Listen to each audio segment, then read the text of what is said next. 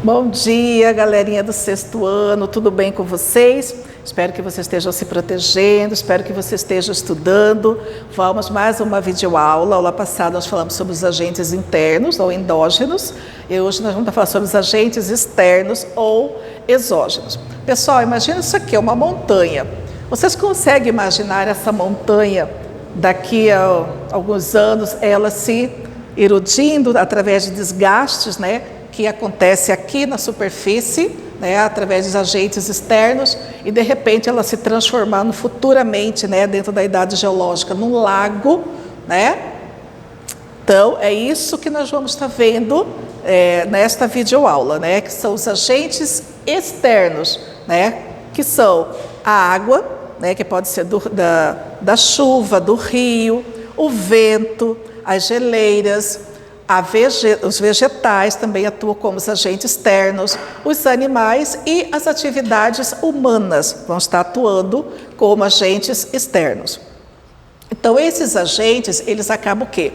Desgastando as superfícies do meio por meio de dois processos, que é o intemperismo e a erosão. Tá? A intensidade desses processos, ela está ligada a características climáticas, ou seja, dependendo do tipo climático, eu vou ter mais ou menos intensidade. E a quantidade de água que vai estar presente nesse ambiente, tá? Então, primeiramente, vamos estar vendo sobre o intemperismo. O que é o intemperismo? É o processo que promove a alteração nas rochas, decompondo-as e desagregando-as. Então, nós vamos ter dois tipos de intemperismo. O físico, também chamado físico-mecânico, e o químico. No caso do intemperismo físico-mecânico, o que vai acontecer? Vai haver uma fragmentação da rocha em blocos, ou também chamado de pedaços menores. Tá? Ele é causado tanto por ação de impacto, uma com as outras rochas, né? Quanto durante o processo de transporte de material pela água. Pessoal, aqui está falando água, mas a água aqui, ela está sendo uma auxiliar nessa transporte desses fragmentos, ok? Não estou falando aqui da reação química, mas ela vai, porque quando essa rocha ela vai migrando para as partes mais baixas, ela vai batendo, e se ela estiver no rio, né, ela vai se desgastando, inclusive vai tomando formato arredondado. Tá? A variação da temperatura também pode estar ocasionando, nós vamos estar vendo aqui, né, mudança de temperatura, frio, calor, né, vai fragmentar grandes blocos rochosos. Então aqui, pessoal, é o que eu disse para você, está na água, mas isso aqui não é intemperismo químico. Perceba que vocês têm aqui blocos de rochas, querendo ou não, a água vai ajudar a fazer essa migração para as partes mais baixas, e elas vão batendo uma na outra e vai se fragmentando. Aqui, no caso, a mudança de temperatura, né, pessoal? Percebe que nós temos blocos de rochas aqui e ela está o quê? Fragmentada. Por quê? Porque você vai ter temperaturas elevadas durante o dia e temperatura menos durante a noite. Então, presença de chuva, então vai fazer com que essas rochas venham se fragmentar. Tá? Isso aqui é Vale das Bolas, né? Essas rochas redondas, formato redondo, que fica no Cazaquistão. E agora o intemperismo químico, que é o processo de decomposição ou dissolução dos minerais que compõem a rocha por meio de uma série de reações químicas, geralmente sob a ação da água. Mais uma vez, a água é um elemento químico, H2O. As rochas são formadas por minerais. Os minerais são formados por elementos químicos, tá? Então, aonde nós vamos ter presença de clima mais quente, né, nós vamos ter presença desse intemperismo, que é mais intenso.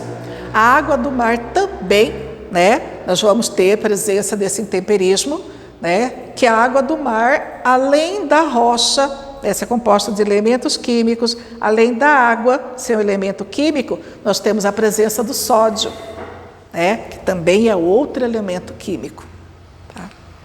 Aqui nós temos, pessoal, a erosão causada pela água do mar. Então, olha só essa rocha aqui, isso aqui é lá no Ceará.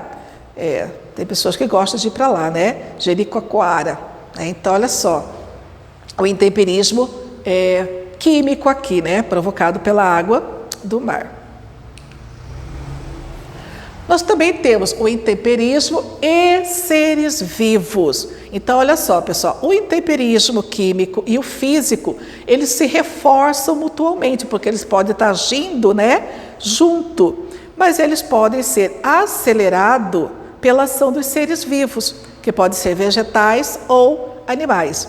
Por exemplo, quando você, naquela rocha lá que passou, que está fragmentada, ela vai, né, formar solo, pouquinho, porque leva-se milhares de anos para se formar, e nós temos sementes aladas que de repente pode estar caindo ali, vai nascer uma pequena vegetaçãozinha, que com o passar do tempo, essa raiz dela vai ajudar a fraturar essa rocha, aonde vai ter abertura e a água vai infiltrando, causando esse intemperismo.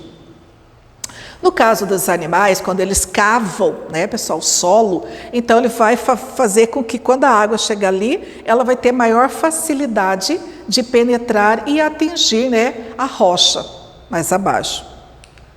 Então aqui nós temos exemplo, né, pessoal, da vegetação. Então perceba que nós temos algumas vegetações aqui, né, entre as rochas, pequena.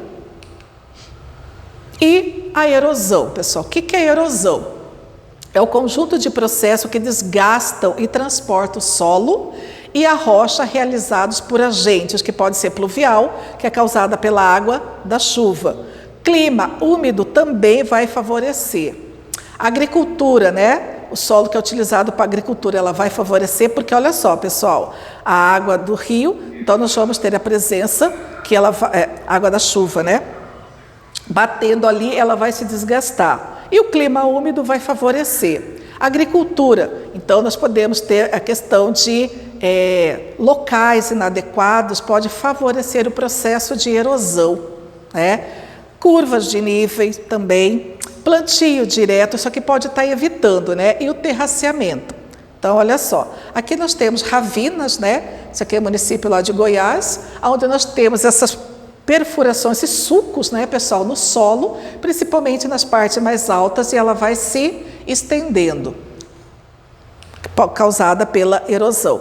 Aqui nós temos uma vossoroca. A diferença da vossoroca para a ravina é que a vossoroca pode ter profundidades até metros de profundidades abaixo.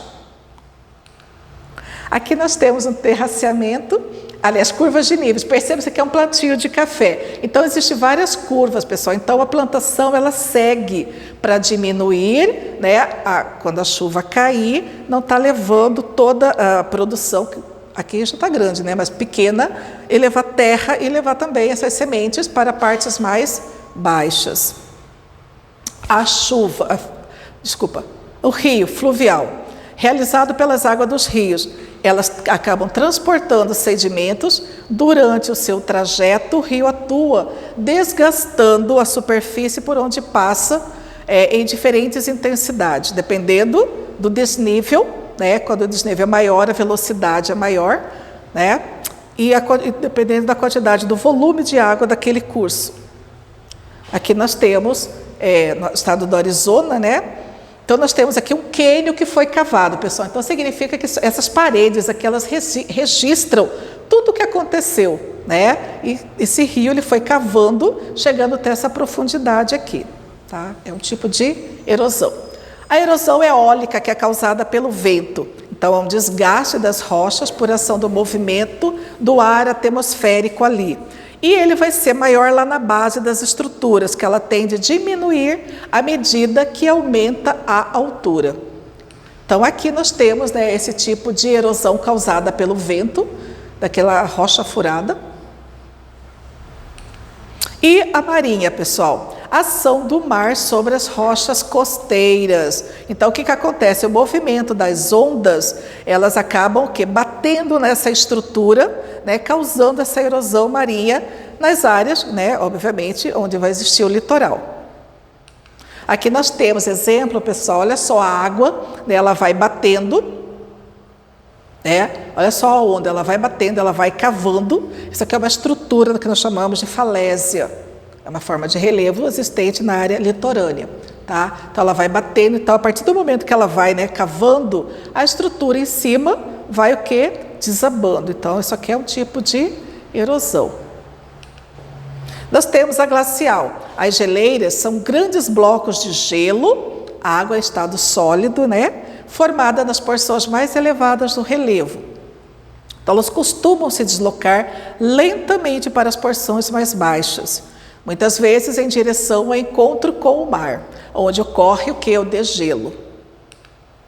Então, muitos vales adquirem formato, né, mais largo, formato de U, né, quando entra em contato com o oceano, formando um braço de mar que é denominado de fiordes, muito utilizado, né, pessoal, para o turismo. Isso aqui é o fiordes lá na Noruega. Então, pessoal, lógico que nós estamos falando de fiord, não é em qualquer área, em local, gelo. Olha isso aqui, tudo branco, né, pessoal?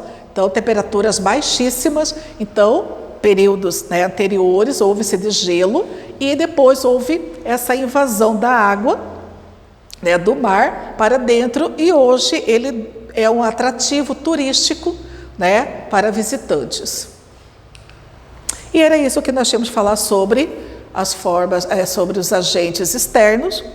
Próxima aula, pessoal, preste atenção, eu vou estar fazendo uma videoaula para vocês poderem estar fazendo a trilha, tá bom? Beijo no coração de cada um.